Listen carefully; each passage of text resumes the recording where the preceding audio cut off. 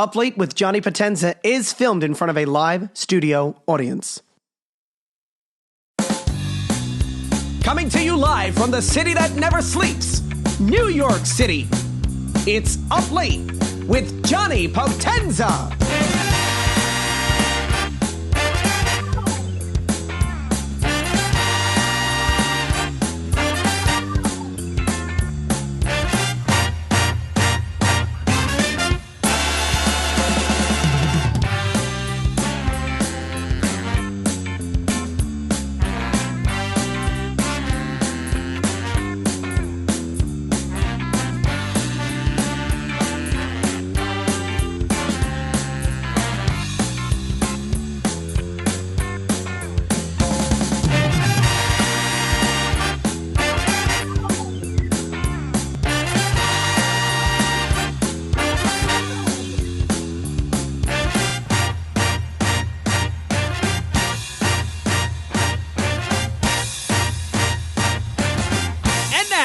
Welcome the host of Up Late, Johnny Potenza.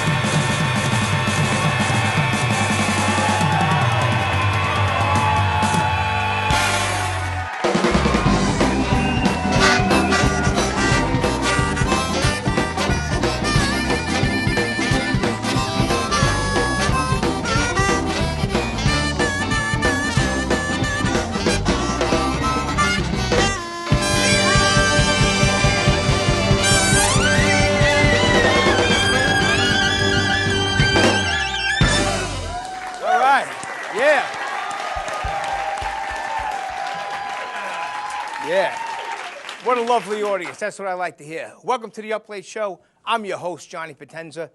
Welcome to the summer 2023 Up Late Show. Killer Joe Band, huh? Yeah. What am I, funny?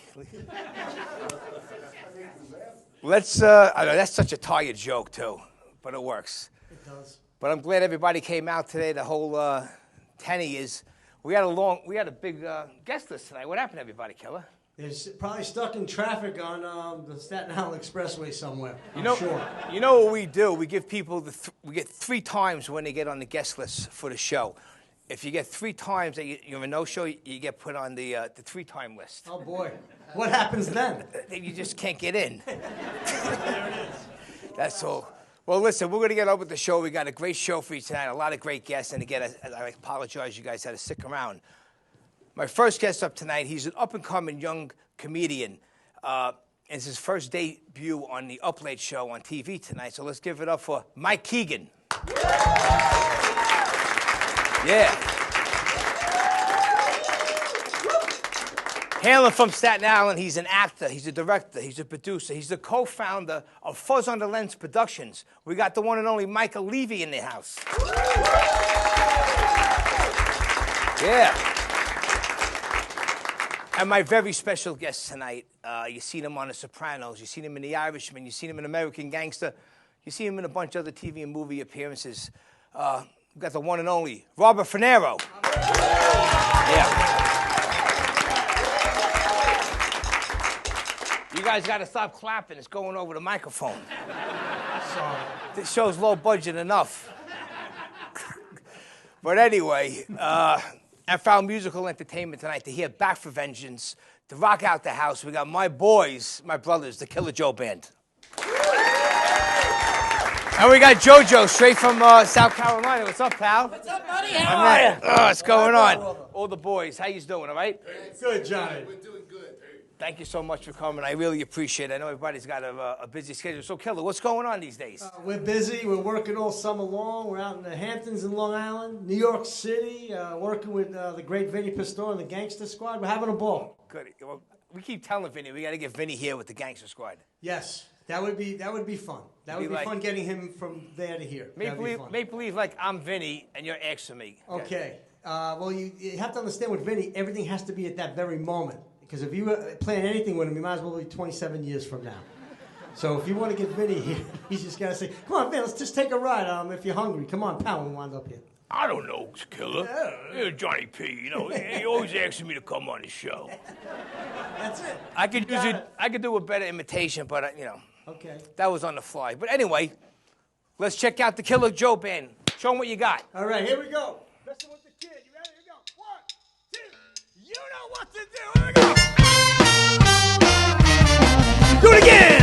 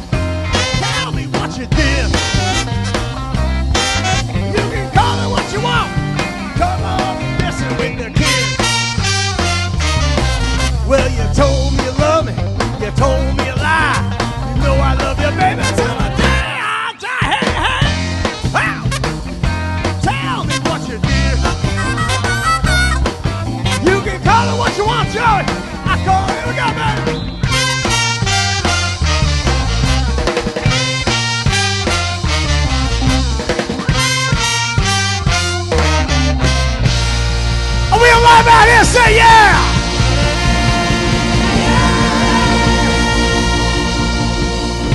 God bless Junior Wells, Lewis. You ready?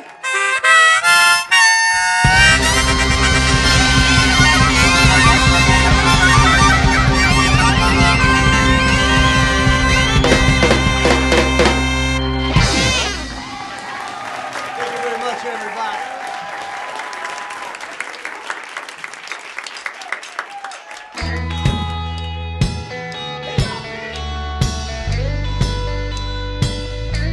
Big black Chevy horns right there.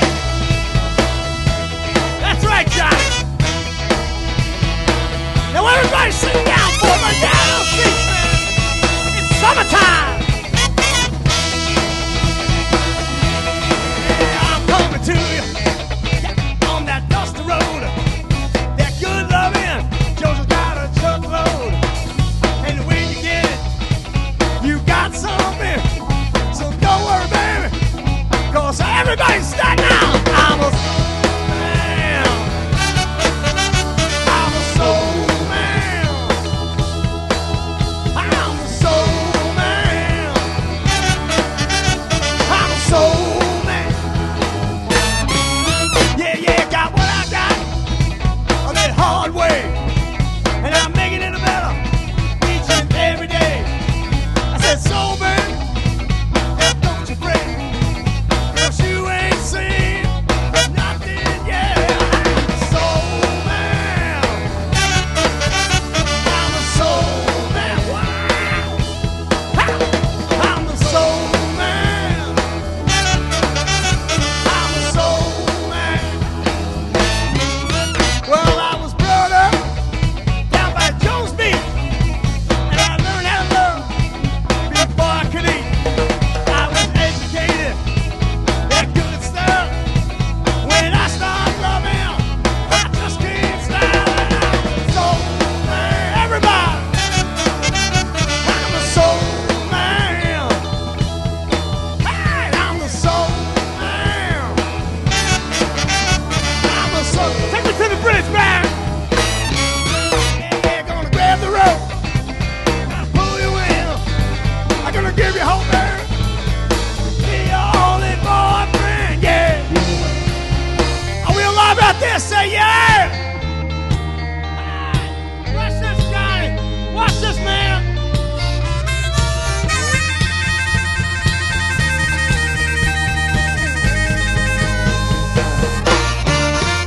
I'm a soul man. I'm a soul man. I'm a soul man.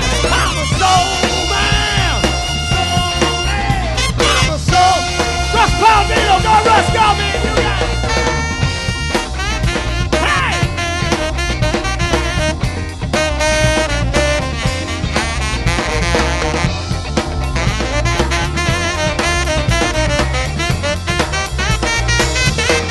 One more, baby, go. Go, baby. Okay, buddy, back your neck, baby. Ow.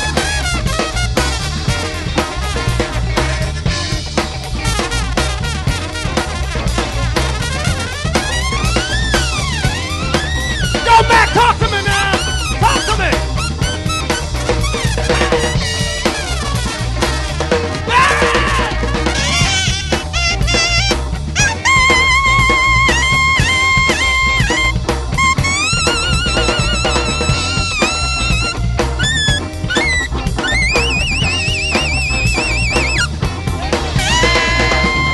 Sound good, Barry.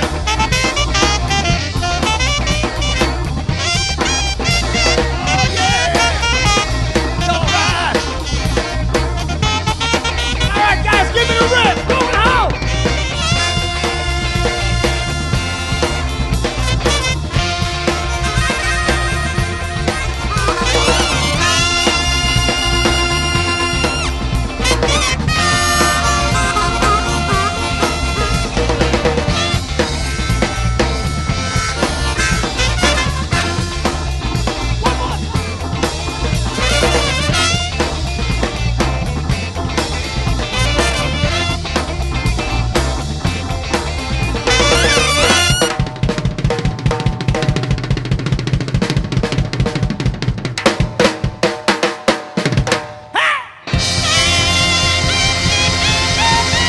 Hello, everybody. Thank you, everybody.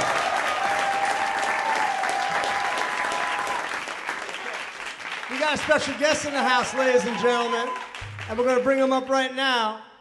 The original Mr. Johnny P's coming up on the drums to help us out, everybody.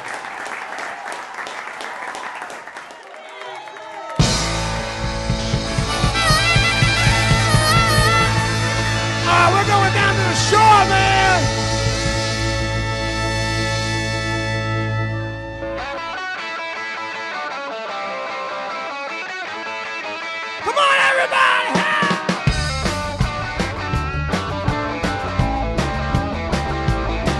it's all right.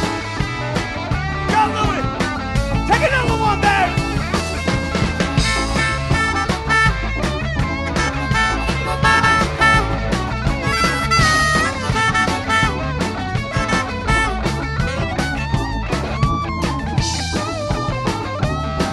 It goes like this, baby. I'm gonna write a little letter, gonna mail my local DJ. It's a rockin' little record, I want my Johnny to play. Hey. Roll over Beethoven, I gotta hear it again today. Well, the temperature's rises as the jukebox blows the fuse. Well, my heartbeat rhythm, rock and roll the rhythm review. Roll over Beethoven, I'm rocking in 2 by 2. Roll over Beethoven, roll over Beethoven, roll over Beethoven, roll over Beethoven, roll over Beethoven, rocking in 2.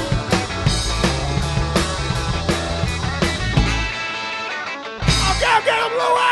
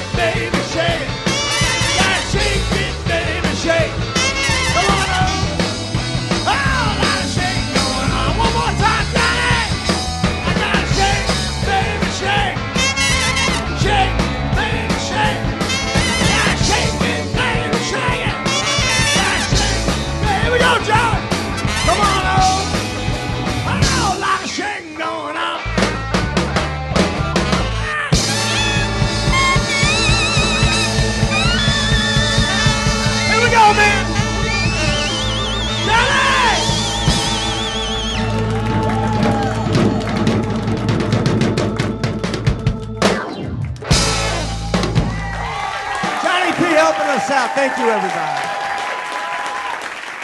Parties at Lou's house.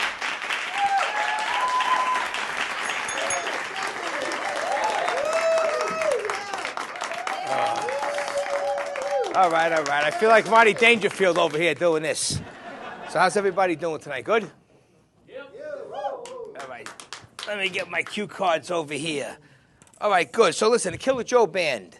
We're in the summer 2023. I hope everybody takes advantage of it this summer and go out and have a good time. This is actually the first summer that actually people are doing what they're supposed to be doing, going to the beach and whatever. But this is our last show until August. We're taking off for July.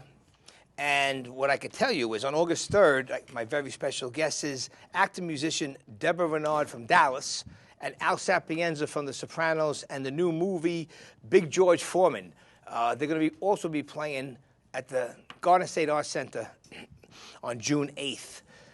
I have a special, personalized, custom hello from them. And Kenny, roll that promo.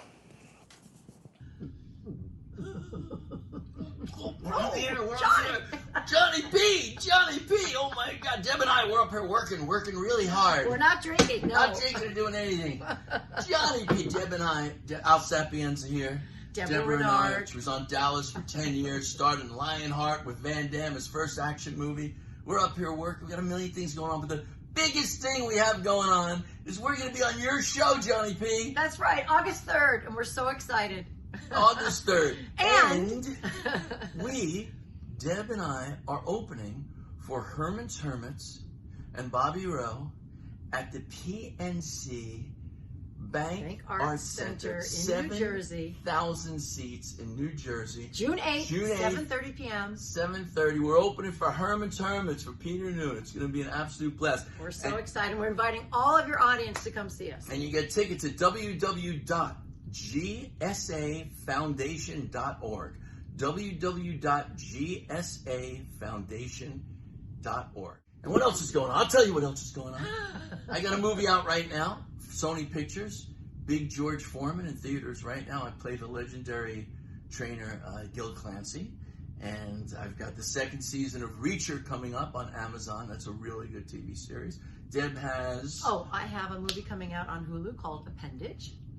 But the most important thing is your show. That's right. August 3rd. We're going to be Potenza, there. Johnny P. Be there or be square. See you later. Okay, we're going to be there. Yeah. Deborah Renard and Al Sapienza, great people. So let's get on with the show. My next guest up tonight, as I said, he's an up-and-coming young comedian, and it's his first debut on TV tonight, so let's give him an up-late welcome, make him feel right at home, from Mike Keegan.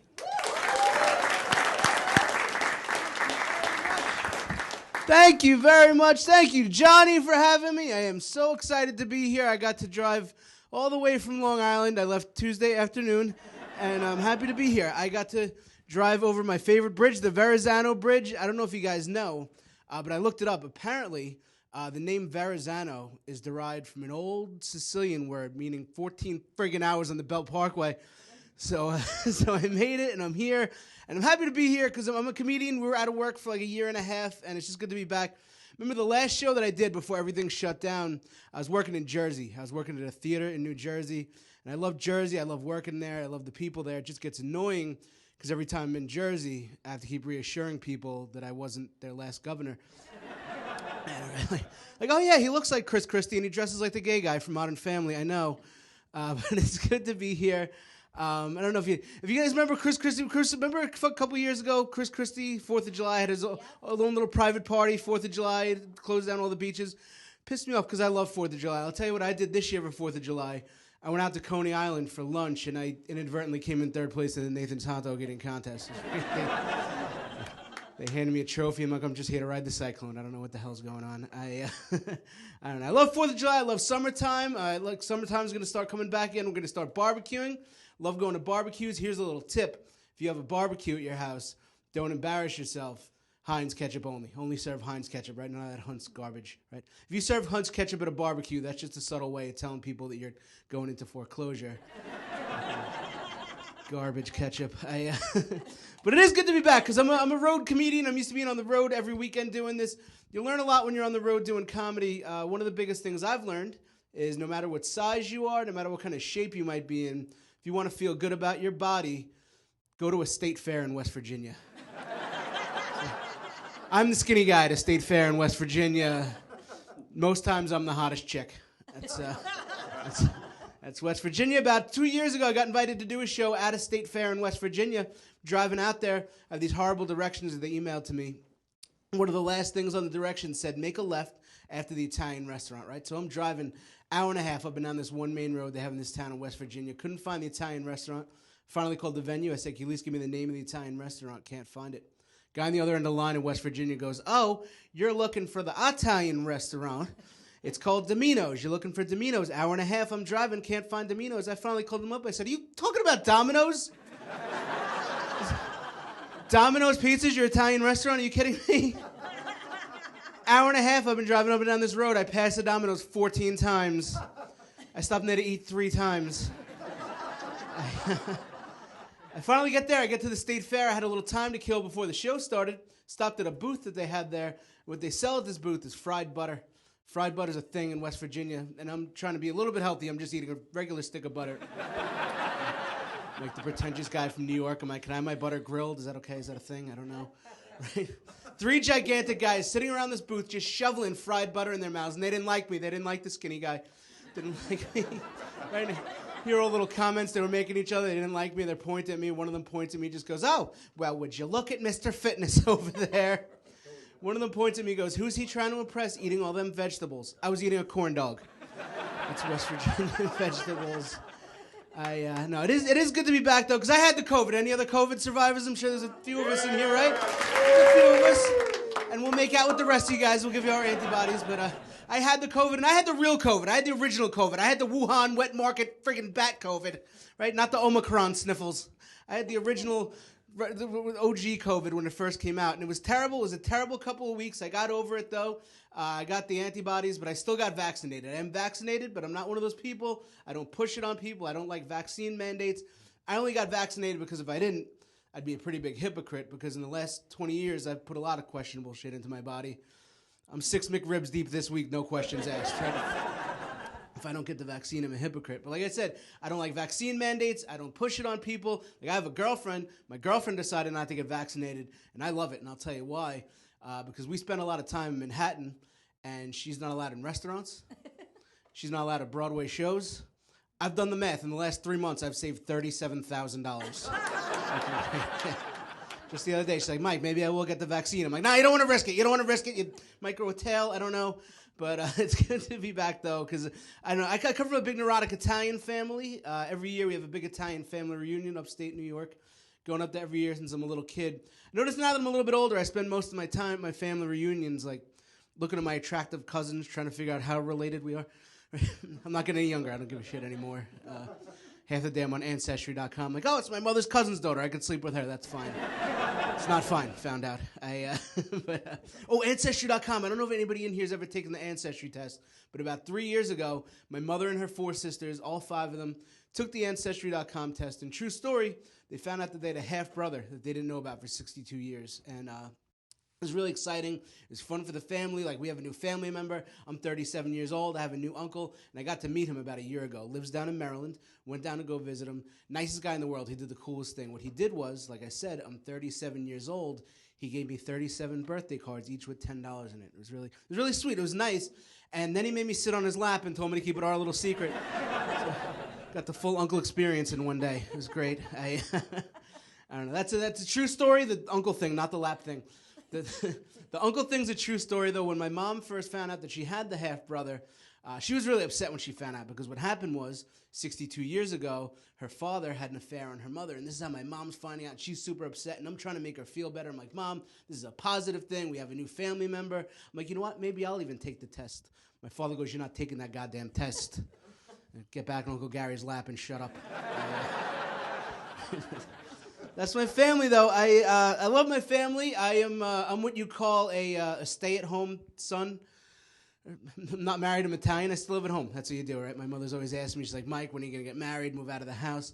She asked me as well. She's cooking my dinner, folding my laundry, and balancing my checkbook all at the same time. Like, you're not getting rid of me, you enabler. I'm not fucking going anywhere. Love my mother. My mother's great. My mother's a cute little Italian lady. She's getting a little bit older. She's doing some crazy stuff, though. About a week ago, I had to borrow $20 from my mother because I'm a comedian. And I had to borrow $20 from her. She goes, Mike, just go in my purse. Help yourself. You'll find $20 in there. So I'm feeling around in my mother's purse. and I feel what feels like a small pistol, right? So I figured it was one of my nephew's toys. They're over the house the other day. My mother goes, Mike, be careful, that's loaded. I'm like, Mom, why are you walking around with a loaded gun? And my little Italian mother looks at me, she just goes, it's because of rape. I know. Do you know how unsettling it is knowing that my mother's out there raping people at gunpoint? It's sick and terrible. My mother loves that joke. She'll just sit in the back of the room and just yell out, Mike, do the rape one now. It's free. But no, I love my mother. My mother's great. My mother's got the biggest heart in the world. She means well. A little naive sometimes, though. Like, I had a birthday recently. For my birthday, she got me a gift certificate to get a massage, right? But she didn't get it at, like, Massage Envy or, like, a nice spa. She got it at, like, one of those abandoned shopping mall happy ending kind of massage places, right? Like, she had no idea, but I knew because I had been there before. Got the old massage, right? But she's not good with gifts. You know what else she got me for my birthday? She got me a Fitbit. She got me one of those Fitbits because she's very subtle. You know the Fitbit, right? You put it on your wrist. It's supposed to count how many steps you take a day. You're supposed to take 10,000 steps a day, and it's for exercise, right? First day with the Fitbit. End of the day, I looked down. It said -12. Guys, thank you so much. Thank you for having me. Thank you, Johnny P. Have a great night, everybody. Thank you so much. Yes. Michael Keegan at a theater near you. That's if they take him. My next guest up tonight, as I said, he's an actor, producer, director, co-founder of Fuzz on the Lens Productions. Let's give him an up-late welcome for Michael Levy. Yeah. Hey, what's up, buddy? Good to be here. Happy to be back. It's been a while. Listen, you matured a lot and came a long way since the last time you were here. That's what happens in 10 years, right? Forget about it. I know. Look at me. I put on 20 pounds and said April 24, 2014. Wow. So it really is almost 10 years. The Staten Island Clown. Yep. That was a fun time. That was a great thing, and we love to love being on your show, and happy to be back. And thank you for having me back. And you're a humble guy too, and I appreciate you coming with all your success from the movies and whoever thought with the clown what would lead to. And here we are, right? Insane. You know, it was just started out as a little idea in Buffalo Wild Wings with my brother, and turned into this big thing. And we were able to get funding for our first film, Abnormal Attraction. Yeah. A few films in between, and here we are, and Terrifier and everything else. I know. Tell me, listen, Terrifier 1, then Terrifier 2 is really what blew up both of them, correct? Yes. Yep. Tell me and everybody the story behind that. Yeah. 2015-16, about 16, right, a little after we had met, this opportunity came up to work on a film called Terrifier. It was originally a short film that Damien Leone, another Staten Island guy, had done called All Hallows Eve, and the short film Terrifier with Art the Clown. It had a nice little fan base. He said, all right, he's going to do his feature film. And we met with a producer, Phil Falcone, on the set of our movie Abnormal Attraction. Yes. So it just goes to show again, because the Staten Island Clown, everything kind of, those blocks fell into place. And we hit it off, and he says, we're putting this movie together. We'd love to have you involved. It's this feature film, Art the Clown. And we came to the set, and we hit it off with Damien. We hit it off with Phil, and we had roles in the film. I played Will the Exterminator. Spoiler alert: I get decapitated. That's great. And then from there, again, it just kept growing. Our friendship kept growing. Work environment kept growing. We came on for producer of Terrifier 2. I was also the assistant director. My company was the production company behind it, and we went to theaters this fall, and we were one of the big surprises of the I guess the box office. What was it, like the top 5? Yeah, we ended up knocking out Top Gun at some point because that's ridiculous. I mean Top Gun was there for quite a while, yeah. but it was still cool that we finally knocked him out of the top 10, and we made like $10 million in the box office on a $250,000 budget. I know, imagine that. Yeah, so it was, you hear these stories, and you idolize stuff like The Exorcist or Paranormal Activity, and now to be kind of in that, Did conversation. you ever think of that? Did you think that was coming, or was it just a whole... No, I mean, we knew we had something cool, and we knew we had a great film, and the character was awesome, and Damien had a really great vision for it that we were able to put into action, but, we just wanted to make a good movie. We didn't know how much it would explode. We knew it would be successful, but nothing like this. Yeah, these horror movies are crazy these days, and I mean, for what I know, I like the old school ones, but I mean, the new ones, if you don't have that great FX makeup then you don't got nothing. But yours was unbelievable, top of the line. Yeah, that's a testament. Damien Leone's a student of the horror genre. Is a big, he loved Tom Savini, those old Friday the 13th movies. So he taught himself, and then taught Phil Falcone, our executive producer, and just seeing them create that stuff, it's really an art form in itself. He's one of the best, and we were very lucky that he did everything on this, and all of us just worked really hard. And after Terrifier and Terrifier 2, we all came together on another project, kept the team intact, because don't fix something that ain't broke.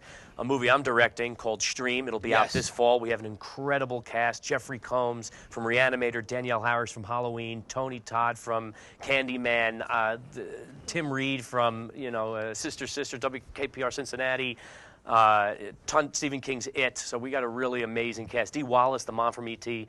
I could go on and on. The cast is unbelievable. I was going to ask you about that Stream. What's the movie about? What is it, a series or is it a movie? It's a movie, and we actually ended up shooting it all during COVID. Okay. And it takes place in a hotel, so one location, which ended up being great because we were all quarantined in a hotel. It was in Gettysburg. Okay. Cast and crew.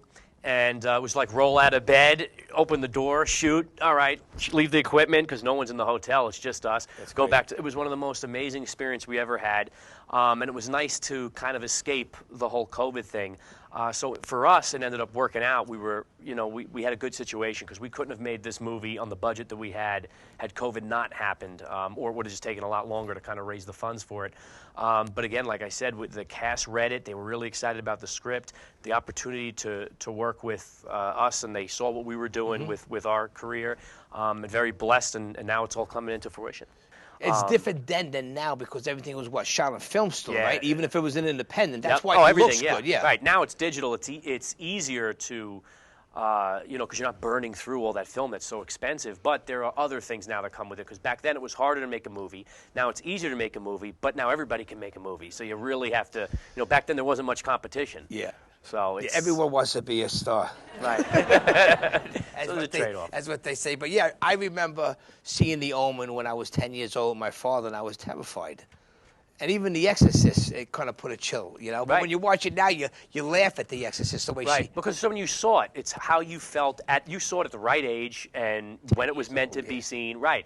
And that's also what it is, too. These horror films, they're all geared towards the kids, the younger, and then it's like when you see it. And that's why nowadays, like everything's going like Terrifier. I wouldn't recommend seeing it if you don't like gore, because it is gory, it is brutal. It looks fantastic, but if you also put into your mind and say, okay, this is not real, this is kind of fantastical, and you could have fun with it that way. Now you also produce Robert Englund. Is that Robert and Freddy Krueger, the documentary. Freddy Krueger, the documentary. Talk about that. Yeah, Hollywood Dreams and Nightmare. Yes. That was fun. I actually got to play young Robert Englund in a film called Fear Clinic. Okay. My scene ended up on the cutting room floor of the younger Robert Englund, but I also doubled him as the villain, the antagonist called Black. Okay. And because we look similar and we have similar bone structures, so it was cheaper to pay, which was like nothing to pay, right? And we hit it off with Robert, and he had given us some advice, and kind of kept in touch. And then I did a documentary with this group, really talented group from England, and it was the Pennywise Story of It documentary. Yes. And those same guys says, hey, would you like to come on board? I know you played young Robert. You have a little bit of a relationship with him, and would you like to come on board with Robert Englund, his story, Hollywood Dreams and Nightmares? And I'm a huge Robert Englund fan, so I jumped at that opportunity. Says, absolutely, any way I can help. So I got to work on two projects, two documentaries of two films and people that inspired me, Tim Curry and Stephen King's It, and then Robert Englund and his fantastic career. I got to check that out. Where can I see that? So Screambox, the same company, believe it or not, totally separate, coincidence. Screambox, which is the company that picked up Terrifier 2, Cinedigm, Bloody Disgusting, that whole unit, their streaming platform also just picked up Robert Englund, the documentary Hollywood Dreams and Nightmare, and they also did the Pennywise. What was that, the movie Stream? That's coming out in the fall. Yep.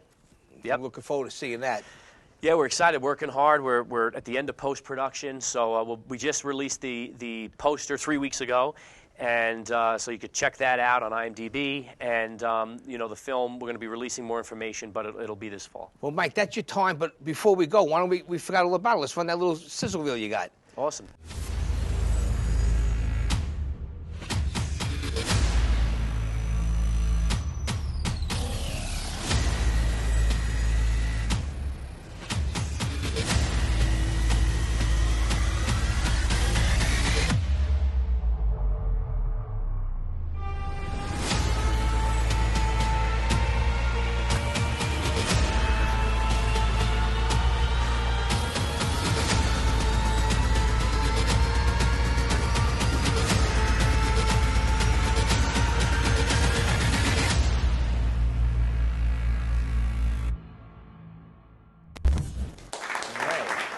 Yeah.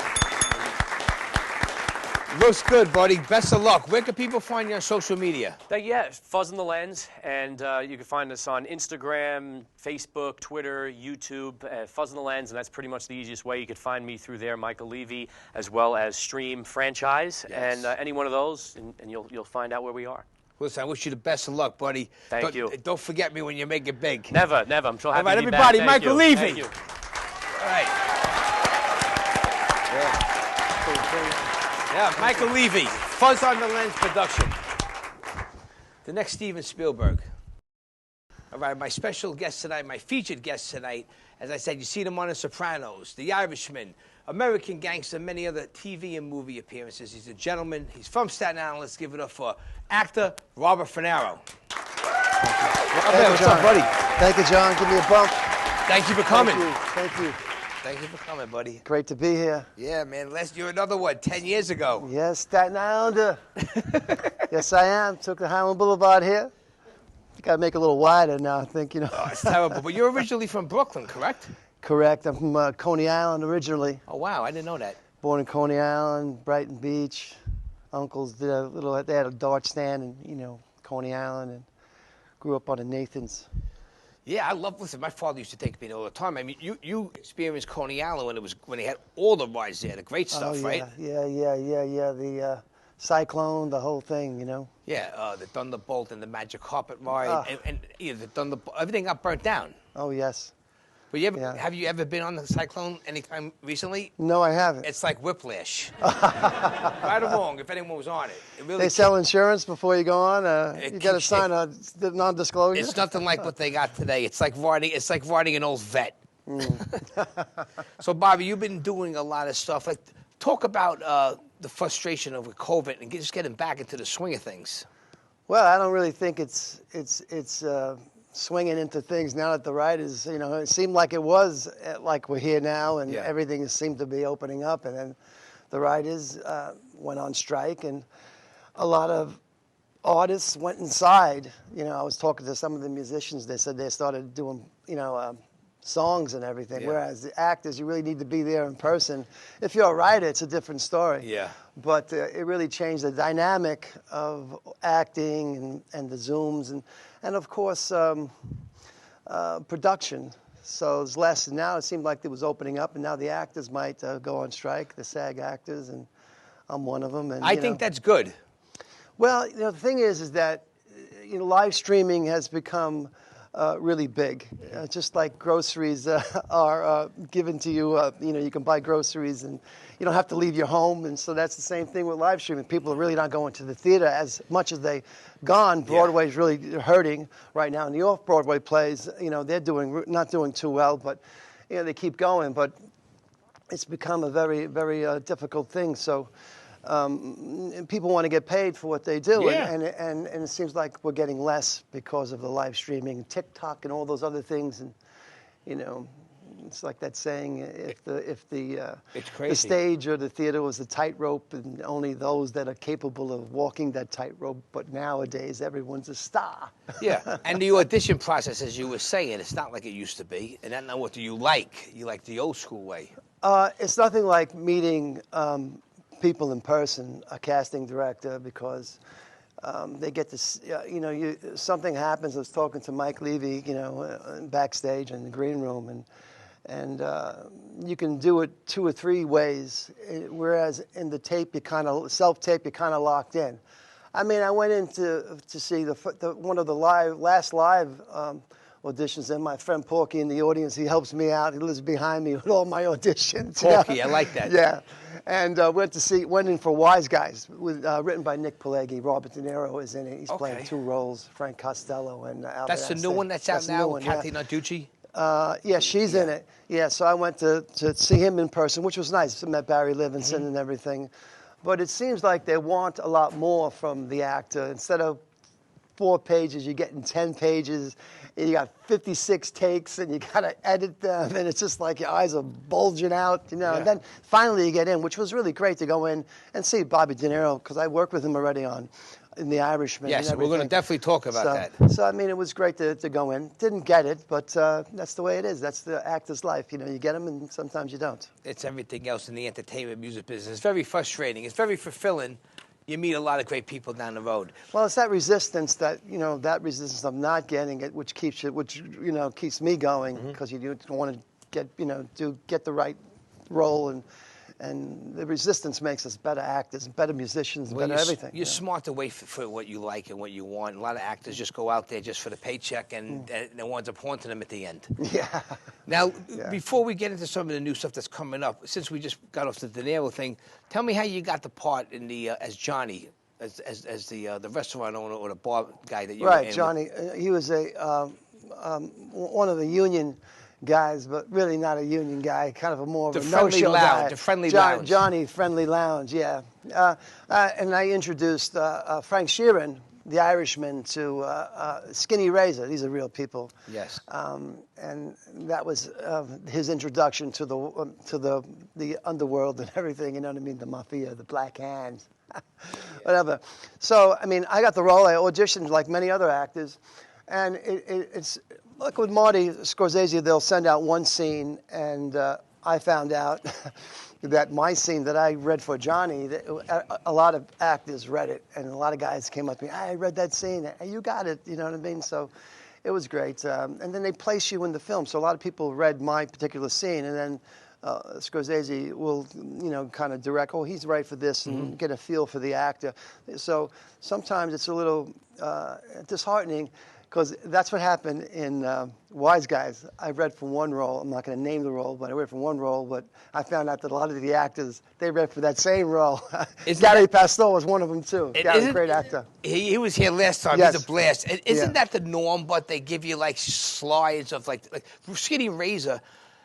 I mean, I auditioned for The Irishman. I'm not no developed actor. Right. But Ellen Lewis called me because she saw the show, but she made me read for the Skinny Razor part. I didn't do good. I mean, because that was an intimidating audition for me. Right. I never auditioned for no one that big before. Right. And then they gave me day player work. But yeah, I mean. Well, a lot of people, like from shows like this, I mean, David Chase, he found Stevie Van Zandt with the pork pie hat from one of a talk show. Really? And that's how he said, well, I want to audition him, and he got him. He thought he was right for for Sopranos. So, I mean. As an actor, it's sad because you're hoping, you have so much hope in your heart because you really feel like this role is great, and you can do it, but then but that's the way the business is. It's you got to have a tough skin, or you just get out of the business, right?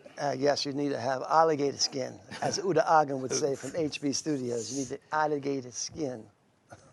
Now, coming up to current days, you directed You're doing a reading at the Current Room with Maureen Van Zandt, Vinny Pastor. Could you talk to her about that? Yes, it's called Marlon Brando Sat Right Here. Killer Joe is in the cast. Oh, yeah? You're a musician, singer, and he's great in it. And we're getting it together because we want to put up a production there. It's written by a writer.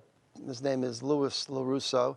And Danny Aiello and Paul Savino, who did my role in this called Beepity Beep, in this particular production. He wrote, he's from Hoboken, and he wrote a lot of stories that take place there. And Frank Sinatra, he calls him Freddie Santora, is kind of threaded in all his plays, basically. Lamppost was about Sinatra coming back to the neighborhood because he was in this group called the Hoboken Four, and they toured America. And then he went on to become successful. But the guys that were left behind, Lewis always wrote about those guys, and some of them were kind of bitter. Of course. So he kind of imagined Sinatra coming back, and Sinatra knew about that he really didn't come to see the show. And Jilly, he's in it. Ribostelli played Jilly, but all different names, and it was produced on Broadway, believe it or not. And also I think off Broadway for Marlon Brando Sat Right Here, which took place right after On the Waterfront. A year later, he wrote a play about Brando hanging out in the area with Kazan and everything, and all the workers, the longshoremen, they all thought they were actors, and everybody didn't want to work. They thought some guys would go to acting classes in New York and everything.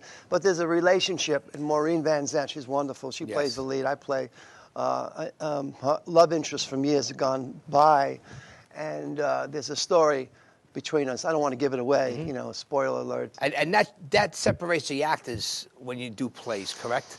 I think really shows you your skills. I think that the best actors are play actors, and then they go on to do film and TV. I really enjoy theater a lot. Probably I enjoy it better than film because it's like that immediate audience feeling the electricity of the audience. Yeah. There's nothing like it. On the set, you get that from the cameraman, and they really dig what you're doing, the people around you, but it's momentary. And then, of course, when you see yourself, it's not the same thing as when you're playing in the theater. It's right there, you know, and you got you know that the audience is with you. And you got to be on your game. Yes, and then you always have another night to do another performance. You know, all depending on how long the performance is. If it's a hit show, you always got a night to develop it again, keeping it fresh. There's something about repeating it and learning more each night. Whereas in a film, you bring it to it right then and there, and you have to have the guts and the courage. It's all about courage in film work, I think. You know. Well, it's good that you work with a lot of the guys that you worked with on The Sopranos. I know a lot of you are close, and you're doing something, a comedy show. It's Federico and Vincent, and the comedian who's the MC is Fred Rubino. Yeah, we know Freddie Rubino. He's a stand out. No, he's a funny guy. Yes. He did the show a lot. He did our roast. He's funny. Yeah, we're going to be at CPAC September 10th. Okay. And, yeah, it should be a funny show. We did it in Long Island, in Roslyn, Long Island, and we had a lot of fun. We had to Freddie opens it, and then he has the talk back with the audience. And it's just great, the questions, the fans, and everybody that loves the show. Yeah, I would definitely love to come. I love The Sopranos. You're welcome. Thank you. Talking Sopranos podcast, I heard the whole thing with you on. I just recently revisited it. That was a good podcast. That was a great podcast, and now it's going to be on Max, and they're going to kind of put clips from the show, because, of course, it's HBO. They have the right to do that. And they're going to put clips so as the actors speak about their roles and what they were doing, they're going to show clips from Sopranos, which should be very interesting. Yeah, listen, The Sopranos are going to go down in history, and it's good that the whole young generation, like my little cousin, he just turned 15, and he's already on like the 5th or 6th season now. He's binge watching them.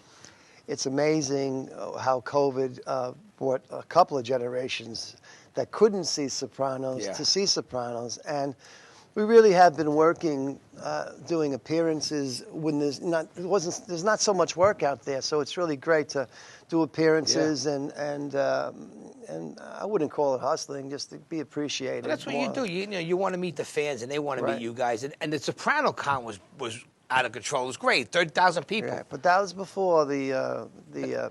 It was right before. Right before. Right? Yes. Yeah. Well. We did Mob Movie Con, I think. And then, that was afterwards, wasn't it? The Soprano Con was first, and then the Mob Movie Con was second. And then the COVID, maybe a year later or so. That was a lot of fun. Yeah, it was good. It was good getting everyone. Paul Savino was there, which was great. And God, how'd they not put him in the Academy Awards? I don't know. What's up with that? Listen, as an honorable mention. The Italians get snugged out of the remembrance. What is it with it's that, all, man? It's all. I don't want to say it's BS. And I'm being nice. Now, talk about this new the coffee and the cigar label that you're doing. What's the name of it? Omerta. Omerta. See? Shop Omerta. What kind of Italian am I? But I can't really talk too much about it because it's really not. It's going to be out there after Father's Day. Jason Sorbonne and okay, Dan that's where I Gamone, got him mixed up. Right, and we're promoting a cigar company. Really good cigars and really great flavored coffee and stuff like this and everything, So hey, listen. Yeah, we'll see what happens with it, Whatever works. It's almost your time. Talk about some of these new independent films that you're in, like the most recent one, Critical Acclaim.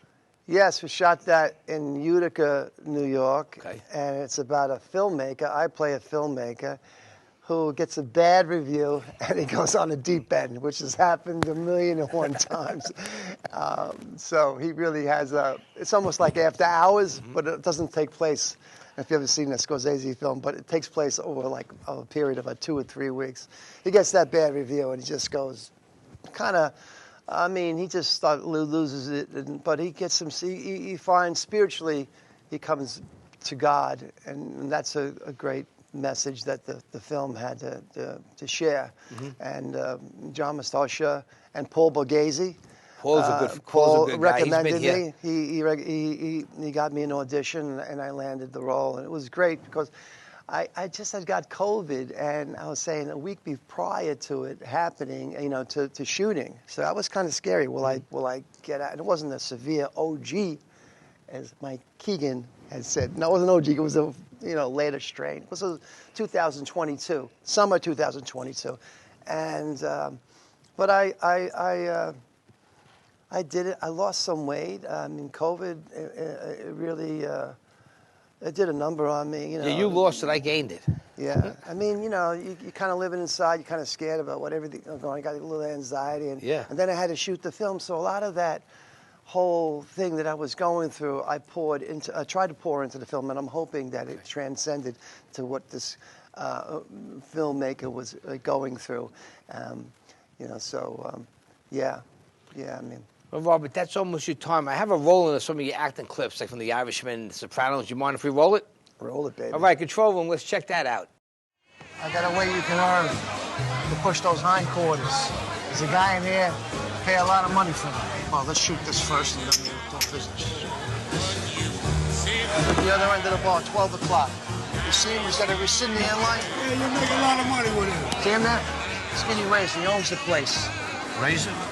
He's Charlotte, who runs a little book out of the joint. Got a lot of good action, a lot of good connections. Razor, his name? Yeah, he used to work at a butcher shop. David Yurman watches.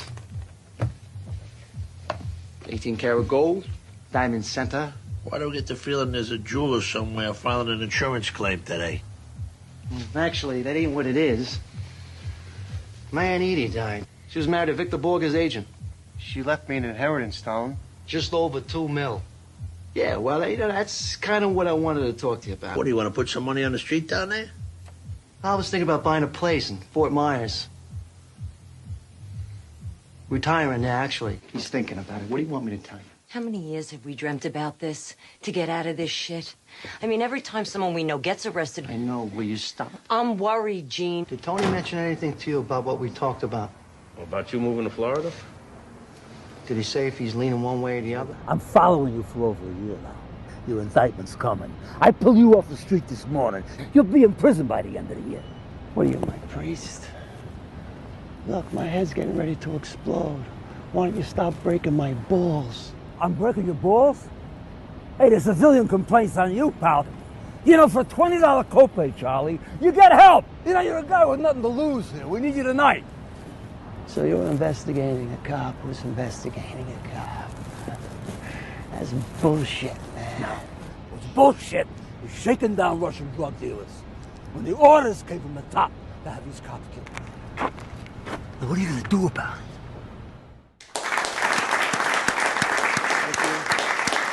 Before we go, James Gandolfini, a fond memory. I know you walking down.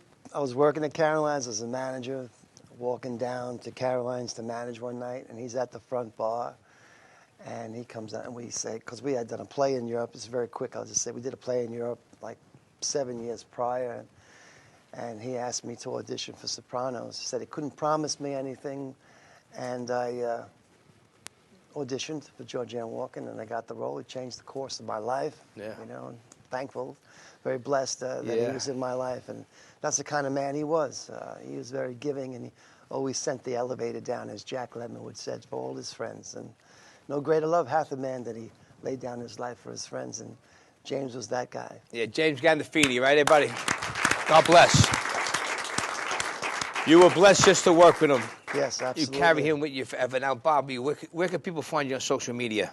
They can find me on Instagram, Facebook. I'm accessible. I mean, I'm going to try to put something together, a workshop perhaps in Staten Island. Yes, I heard about that. Yeah, I want to try to put something together because I think regionally, a lot of people are not going into the city. I think the regional theater, there's professionals in regions all across America that can start something here and now. As we did inside our homes, we can start in our areas to produce theater, film, and as Mike's doing with his stuff and the horror stuff. You don't really need those other platforms. We have it right here. We're standing on a whale and we're fishing for minnows. It's so true, so true. There you go. Well, Bobby, God bless you. Thank you so much. You. Bobby Thank Funaro, you, everybody. Thank you. Thank you so much. All right, it's about that time to say goodnight, and I'd like to say thank you to our crew, our staff, the guests that came down. Paulie's from Nucci's Restaurant for all the food you guys ate. If you need to be a part of the studio audience, just go on to johnnyptv.com. We're on YouTube, Facebook, Instagram. And that's it. So I'm Johnny Potenza. Have a good night. Take care. Thank you, John. Thank you, buddy.